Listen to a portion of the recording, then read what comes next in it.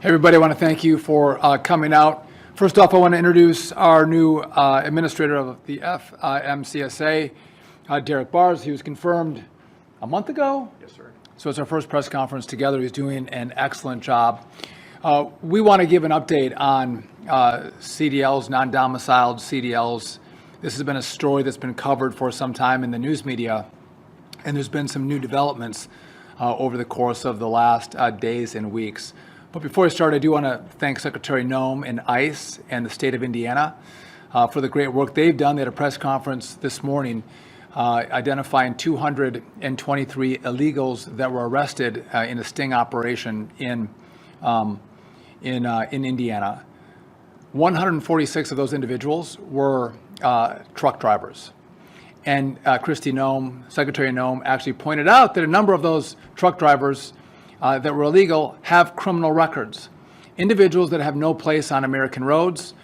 Through Indiana's great work, we discovered that they were, and those people are taken off the road now, and many of them are headed back to their countries of origin. I know other states are partnering with us, states like Oklahoma, also setting up operations in their states to actually enforce the laws on the books in their states, but also the laws that come from the federal government and those of us here at DOT. So I want to walk through just some of the history of what's happened here. In late May, we told all of our states that you have to enforce the English proficiency requirements that are on the books right now. And by the way, those are not new rules that were put on the books by US DOT. They've been on the books for decades. It's just that we were going to enhance the penalties that existed before Barack Obama changed them in the early 2000s. So we're going back to the original standard, taking vehicles out of service if someone couldn't speak English. And then we did an investigation in regard to non-domiciled CDLs. So just quickly, what is a non-domiciled CDL? It was a CDL that was envisioned for someone from one state, a citizen from one state, that was going to get a commercial driver's license in another state. So say I'm in Wisconsin and I want to drive truck in Texas, a lot of jobs down there, and I would get a commercial driver's license, a non-domiciled one in the state of Texas. Like many of our laws, it was contorted by oftentimes liberals and liberal governors, and they started to allow foreigners to get non-domiciled CDLs. We discovered, and we reported this about a month ago, that many of these non-domiciled CDLs, the commercial driver's licenses that were given to foreigners, they were issued unlawfully. For example, it would look like a foreigner has a work permit that expires on one date, but the commercial driver's license would not have an expiration date, whether it's months or years later. Again, not following the rules of DOT. When we discovered that through our investigation, we put a stop to all non-domiciled CDLs across the country. And then we requested that all the states go back and look at all the non-domiciled CDLs that were issued in their states to find out which ones were issued unlawfully. That process is coming to a close. I think a lot of states have tried to comply, but I think we have a number of states that have been less than willing to comply with our requirements. So that brings us to today. We're in a situation where we have now found that many states have issued commercial driver's licenses that are designated as U.S. citizens, but they're issuing those licenses to foreigners or to illegals. So you have an illegal alien, a foreigner, who might have a work permit, but they're getting a commercial driver's license that indicates that they're a U.S. citizen, number one. Number two, we have states that are giving illegal aliens. So they don't have a work permit, they're here illegally, they're giving illegals commercial driver's licenses.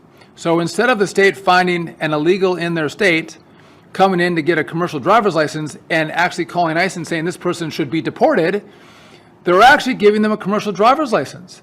So these are individuals that can drive fuel tankers, they can drive school buses, they can drive all of these very dangerous big rigs on our roads, and they are in the country unlawfully.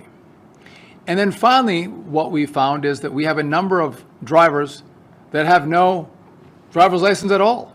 They're just getting behind the wheel of a big rig, and they are operating. And we're seeing the consequences of that. We're seeing more crashes, more consequences, more death on American roadways. And so the question becomes, what are we going to do? Right? How do we actually navigate this from our perspective? Well, number one, we have a lot of money that flows from this department to our states. And you saw that we pulled $40 million from the state of California because they were refusing to comply with our English proficiency language requirements. We're getting information from state troopers in the state of California that Gavin Newsom has specifically told them, don't comply with this requirement from the Department of Transportation. Number one. But number two, in regard to the non-domiciled commercial driver's licenses, we've asked for compliance for those states to, again, go back and look at the licenses to verify that they were issued lawfully. California is less than cooperative, and we're in the process of going through a review, and we have the opportunity to pull $160 million of additional dollars from the state of California. That's about 4% of the money that we send California from DOT.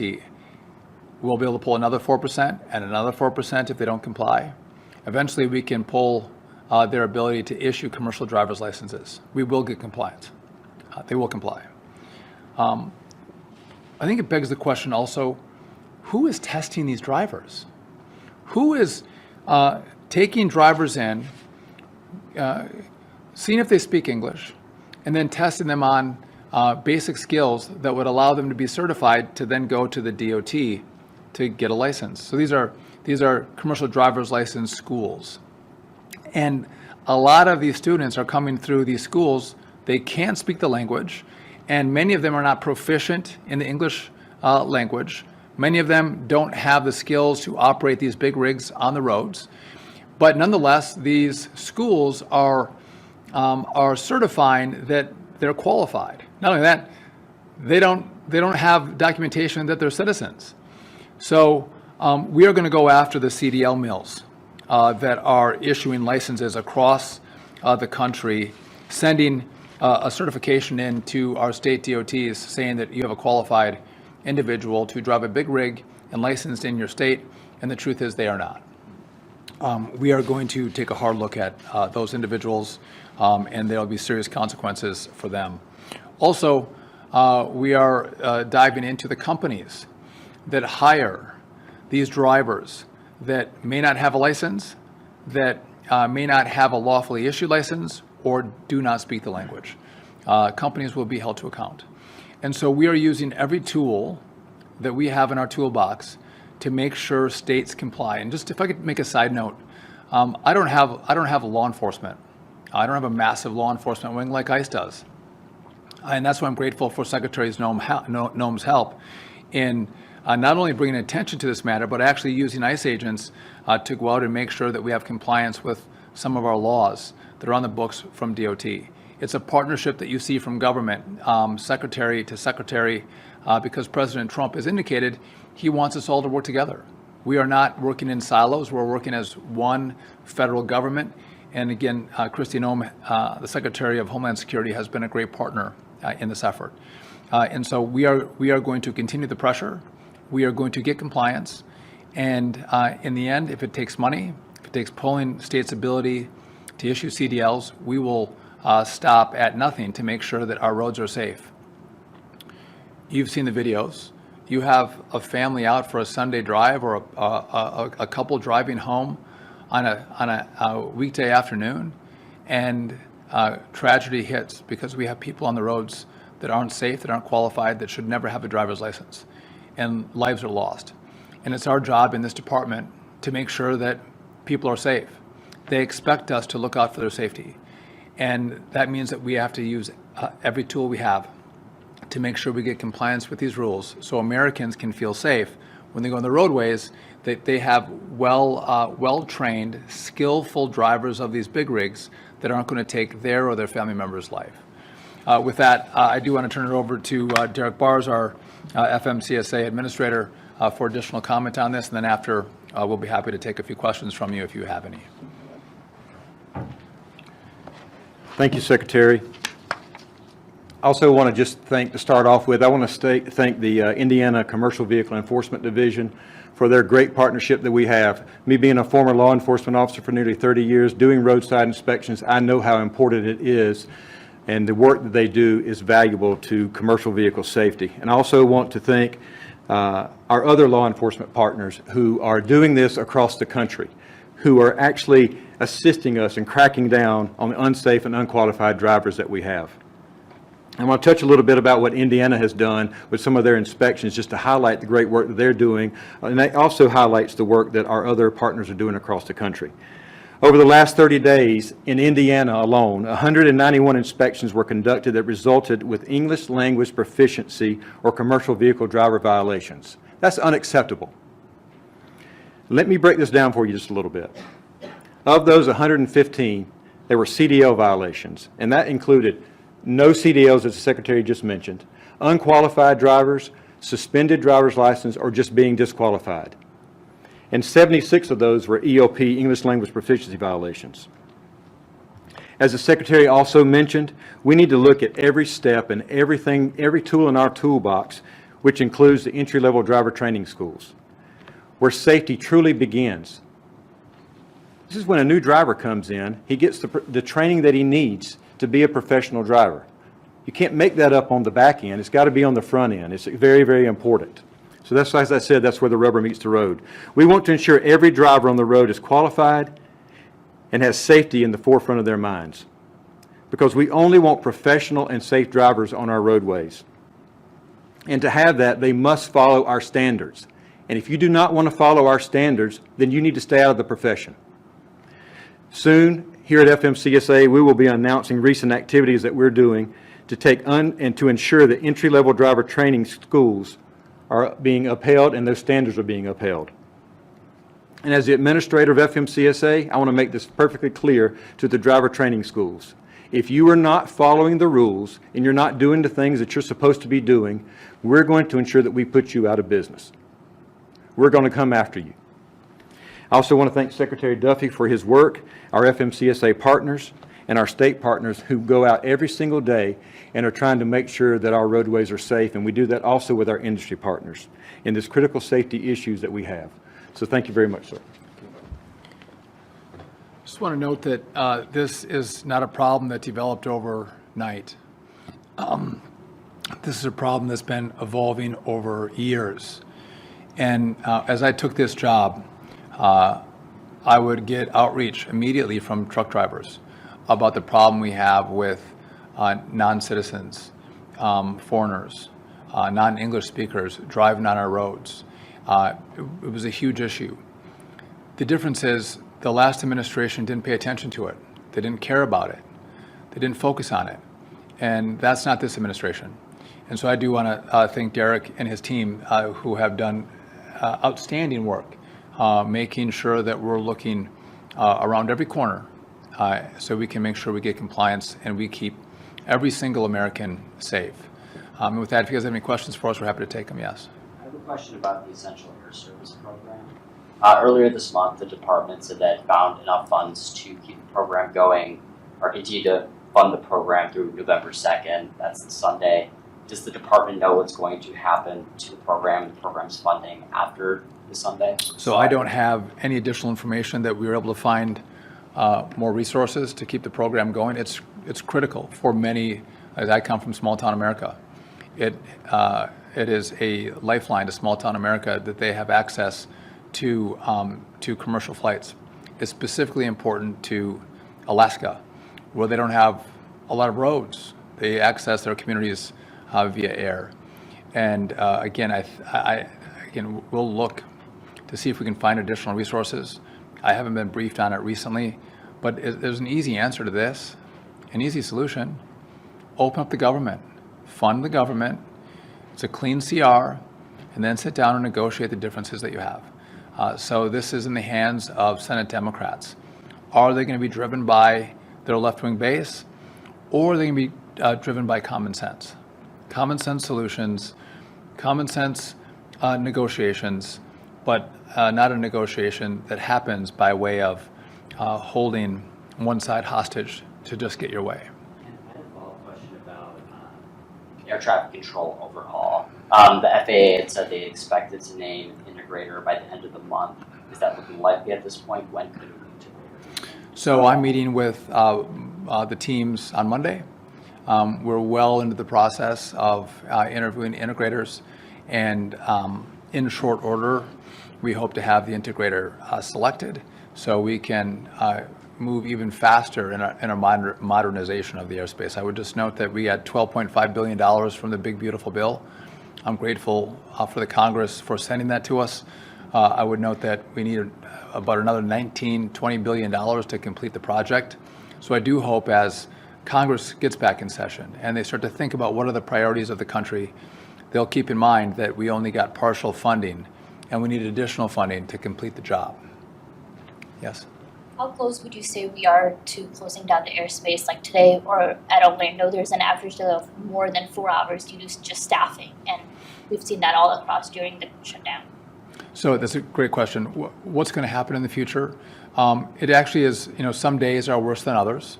The weekdays can be a little bit lighter. Weekends are a little tougher, more travel on the weekends. Scott Kirby from United made this point in the meeting today with the vice president.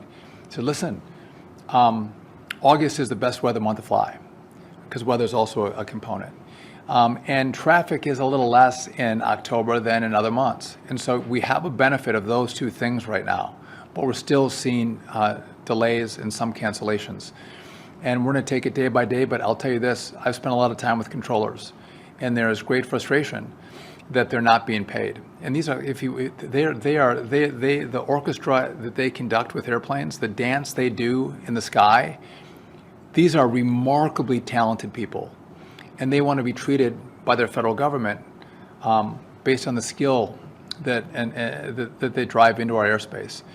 And so, I think as each day goes beyond that last paycheck that didn't come, the stress gets bigger. And that happens because all of us know, every day we have expenses. Gas in the car, food on the table, a gas bill comes in, or an electric bill comes in, or a TV bill comes in. Probably by now you've already canceled Netflix or some other streaming service. They're already cutting back. But then their child comes home and says, I want to play basketball this winter, and it's going to cost $200. And the controller has to say to their child, by the way, they make a good income, we can't afford it. Maybe later, maybe you can pay later and you can get on the team. Not only that, our controllers in our bigger facilities can make some good money. But we have controllers who are out of the academy that are being trained up. They don't make a lot. They might have a young family. They may only have one income. The pressure on them is very real. And as I'm trying to expand the number of controllers that we have in our airspace, you guys know we're about 2,000, 3,000 air traffic controllers short. We're trying to bring more young people into the academy and through the academy, which, by the way, this year we're already up 20% more than they were in the previous year. So what we're doing is working. I've offered controllers who are at the age of retirement, I've offered to pay them 20% of their salary up front as a bonus to stay on for a year. I'm doing everything I can. This makes it way harder for me to get new controllers to come in and to keep the controllers that I do have working in the airspace. And long after you all forget about the shutdown, I'm going to deal with the consequences of the shutdown as I'm trying to build up controllers in the airspace. And I appreciate the question because I can't predict the future, but I can say that if it doesn't end soon, day by day, I think it's going to get worse. More delays, more cities, and 4 hours might look like a walk in the park versus what's going to come if Democrats don't open the government. Yeah.